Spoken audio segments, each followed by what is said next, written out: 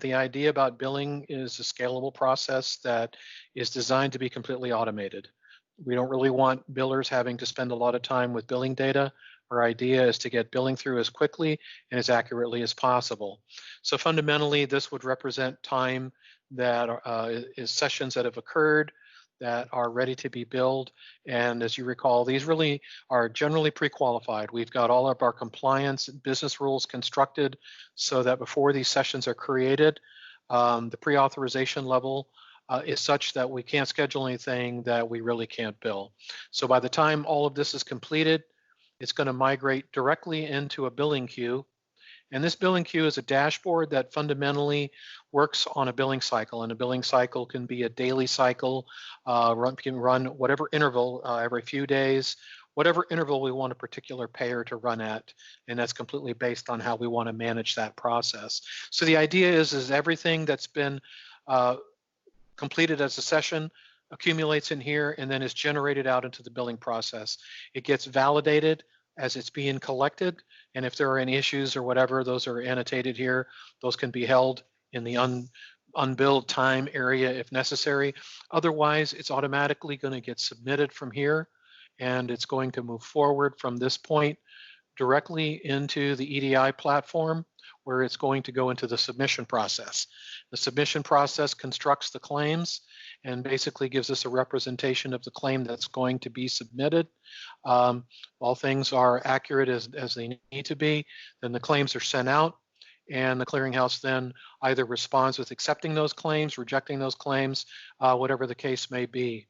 In the event that we receive rejections, we get those back with some form of a notification, and from here, we fundamentally have the capacity to create a process in any way we like in terms of how we want to manage these rejections. So for example, we have constructed a claims rejection workflow. Now workflows, we've talked about as a separate topic, but workflows allow us to construct a series of steps and tasks that are relevant for a given set of processes, and we determine what those processes and steps and tasks are, and the system essentially responds to that by creating an inbox outbox function for each of these tasks. So in this case, we're looking at a review process for rejections that have come back. And in this case, we've got 3 steps here that we would pursue: the ability to reroute to insurance policy validation or unbilled time management, which are alternate workflows for issues where we may need to send those to some other resources within the organization to resolve. And then the way this is represented to the user is that these come into an inbox. And if you look at this inbox here, I have a couple of claim rejections coming in. And effectively, this is a reflection of the structure that's created in that workflow that I was just showing the structure of. And these are the tasks that I need to complete before I can move it on to the next set of steps that are required to resolve the problem. So in this case, I may want to look at the linked insurance information on the mobile platform and make a determination here. If insurance information has changed, and perhaps that's the reason why it was rejected. We didn't get notified in time in advance of the claim going out. So we've got this information. The patient responsibility has updated it on their mobile device.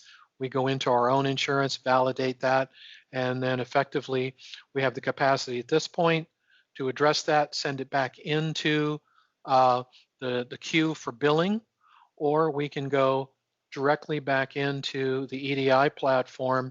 If the correction was simple enough, we could basically go back into the claim and resubmit it directly if we were able to resolve it very quickly. It doesn't even have to go back into the queue that's going to run over into the next night.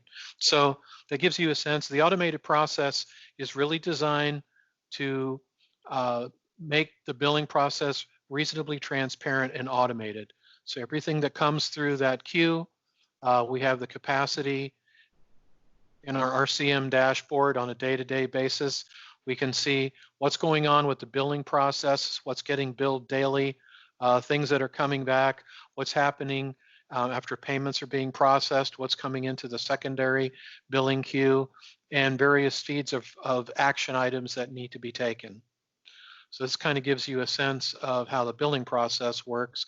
But the idea is that it's entirely and completely designed to be automated. So this can run unassisted. So basically users really only need to monitor this and review any error conditions that might exist that need attention. Otherwise, the billing goes out automatically and the claims get generated. And as you saw, they go to the clearinghouse and then come back through the EDI process of rejections if there are any corrections. The EDI submission process is going to tell us what the transmission status is. That would be basically sent, received, and accepted.